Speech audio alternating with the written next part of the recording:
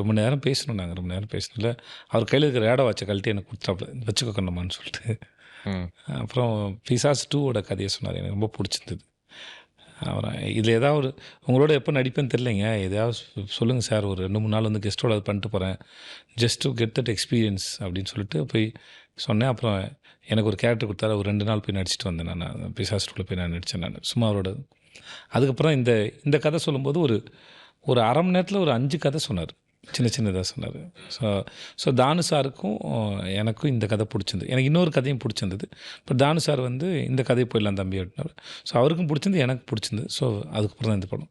So அவர்கிட்ட work பண்ணணும்னா அவருக்கு அவர் ஒரு கதையை சொல்லும்போது அந்த கதையை என்னெல்லாம் பண்ணால் ஆடியன்ஸ் மூடு எப்படி இருக்கும், அது எப்படிலாம் சொல்லணுங்கிறதுக்கு அது வந்து அவ்வளோ மெனக்கெட்டு அதை சொல்ல முயற்சி பண்ணுறாரு. அதை எங்கேஜிங் வைக்க ட்ரை பண்ணுறாரு.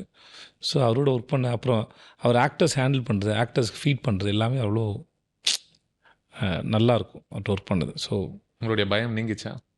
அது எப்பயோ போயிடுச்சு. சைக்கோ படம் பார்த்தோன்னே போயிடுச்சு.